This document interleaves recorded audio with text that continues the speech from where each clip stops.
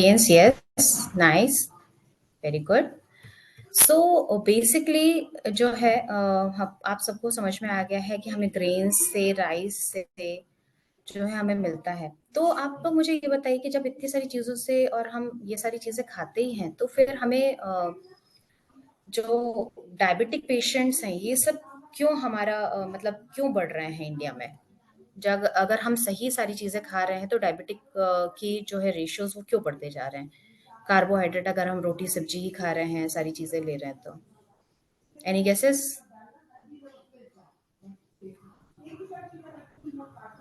क्या ये हो सकता है कि हम अच्छी क्वालिटी का ग्रेन्स या अच्छी क्वालिटी या हम माइंडफुली नहीं खा रहे हैं कि हमें क्या खाना चाहिए जो जो हमारी बॉडी में जो है हेल्प करता है? जैसे कि मान लीजिए किसी को ग्लूटेन की एलर्जी है, अगर उसको रोटी देंगे तो क्या वो हेल्पफुल है? No, it's not helpful.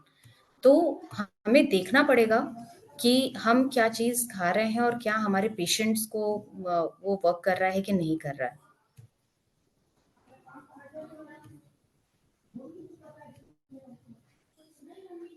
ये सिंपल सारी चीज़ें हैं, सिंपल कार्बोहाइड्रेट्स, हमें ग्लूकोज, फ्रुक्टोज, ये सब आप लोगों को इंटरनेट पे भी मिल जाएगा।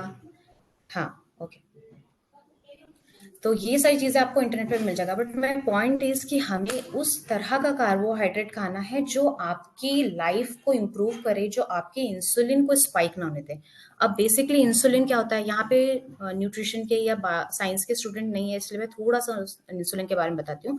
इंसुलिन का हार्मोन है जो पैंक्रियास से सिक्रीट होता है। अब अगर इंसुलिन सिक्रीट नहीं होगा, तो क्या होगा कि जो हमारी सेल्स हैं उन तक ग्लूकोज नहीं पहुंचेगा। और ग्लूकोज क्या होता है, हमें कोई भी खाने से जब वो डाइजेस्ट हो जाता है, स्पेशली कार्बोहाइड्रेट, जब वो डाइजेस्ट होगा उसके बाद ही जो है वो ग्लूकोज में कन्वर्ट होता है। और ग्लूकोज को सारे सेल्स तक ले जाने का काम कौन करता है?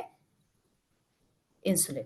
ठीक है, तो एक मान लीजिए कि चाबी की तरह इंसुलिन काम करता है, जो सेल के पास लॉक है उसको ओपन करेगा, उसके बाद उसको उसके अंदर ग्लूकोज भरेगा।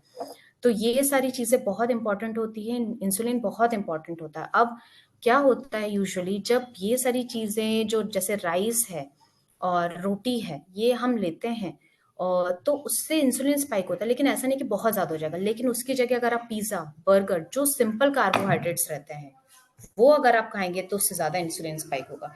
तो इसलिए हमें फोकस करना है कौन से कार्बोहाइड्रेट्स पे जो थोड़े से कॉम्प्लेक्स कार्बोहाइड्रेट्स हो। जैसे कि हमें मिलता है जैसे रागी, जौ, बाजरा, राइस, ओट्स, इन सब में, या लेग्यूम्स या बीन्स में, जैसे कि राजमा, छोले, चावल, ये सब होगा। स्प्राउट्स, बीन्स भी इसीलिए हम लोग बोलते हैं कि उसको अगर आप लेंगे तो आपका इंसुलिन स्पाइक नहीं होगा। तो बेसिकली जब भी आप अपने बारे में प्लान सोचें, या अगर आप अपने क्लाइंट्स के बारे में सोचें, जैसे जो योगा इंस्ट्रक्टर्स हैं वो अपने क्लाइंट्स को सजेस्ट करें, तो वो ये बोलें कि आप लोग कॉम्प्लेक्स कार्बोहाइड्रेट्स लीजिए, आप लोग मिक्स ग्रेन की रोटियां लीजिए। क्योंकि अगर आप मिक्स ग्रेन की रोटियां लेंगे तो आपका ग्लूकोज लेवल धीरे धीरे बढ़ेगा, एकदम से स्पाइक नहीं हो जाएगा। इन लोगों के साथ, जो हमारे डायबिटिक पेशेंट्स हैं, उनके साथ यही प्रॉब्लम होती है कि हमको इंसुलिन इतना ज़्यादा बढ़ जाता है कि हमको फिर उनको मैनेज करने में बहुत ज़्यादा प्रॉब्लम हो जाती है।